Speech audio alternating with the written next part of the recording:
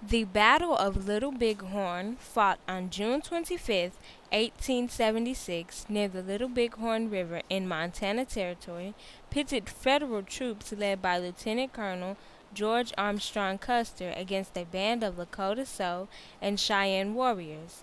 Tension between the two groups had been rising since the discovery of gold on Native American lands. When a number of tribes missed a federal deadline to move to reservations, the U.S. Army, including Custer and his 7th Cavalry, was dispatched to confront them. Custer was unaware of the number of Indians fighting under the command of Sitting Bull at Little Bighorn, and his forces were outnumbered and quickly overwhelmed in what became known as Custer's last stand. A tin hut. General Philip Sheridan had 3 sets of routes. The plan was that each group of soldiers were going to head towards the tribes to force them into the reservation. We were all sitting on the Rosebud Creek having a good time, but we all knew that we needed to have a sacred ritual, a Sundance. We were going to praise our great spirit god, Wakantanka. Ouch! Ouch! Ouch! I have cut myself 100 times for a great sacrifice. Oh, thank you, Great Spirit Wankantanka. I have a great vision. All of the soldiers are dead. Their horses are dead. They are dead. I am so thankful, Wankantanka. Thank you so much for the vision. Sitting Bull. Custer met with his commanding officers and fellow soldiers at Yellowstone River. One group of soldiers was supposed to go to Little Bighorn, while Custer was supposed to try to locate the tribe and send them towards the soldiers that were at the valley of Little Bighorn. Custer was commanded to wait for the other soldiers to ensure that their plan was successful. Custer said, "I will not wait. I will take them all by myself. I do not need any help." Sitting Bull found a place that overlooked the site where the Indians were staying. He gave offerings to the Great Spirit, asking for protection of his people.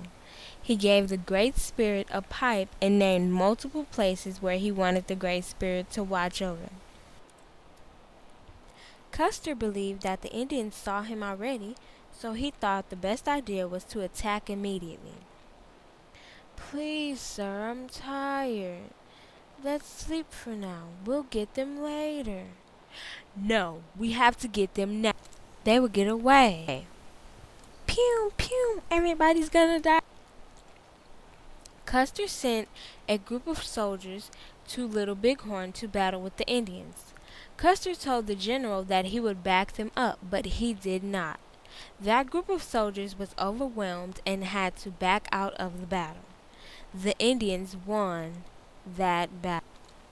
Sitting Bull's vision was right. All of the men were falling into the village, exactly like his vision.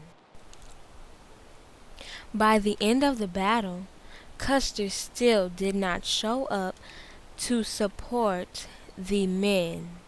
He made his way to a ridge away from the battle because he believed that the Indians were going to run. When Custer finally decided to go to Little Bighorn, he rode in with his men, firing at the Indians. But he stopped in his tracks. There were too many Indians for him to battle with just one group of soldiers. I wanted to kill that soldier. When I got close to him, he drew his rifle at me. We started fighting. He kept punching me. Then he grabbed my hair and tried to bite my nose off. I guess he was hungry. I tried to scream so that he would let me go, but it didn't work. I broke away and he tried to shoot me. I took his gun, hit him in the head 3 times, and shot at his heart. He was dead. I loved that fight. I would do it all over again, 2 times. At the end of the battle, all of Custer's men were dead. Custer also died.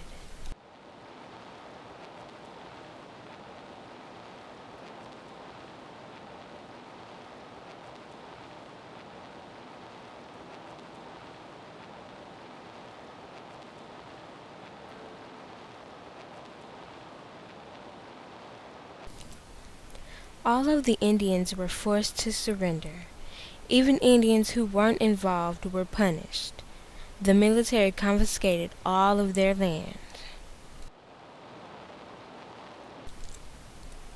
Sitting Bull fled to Canada, and he did not leave Canada. That was his home.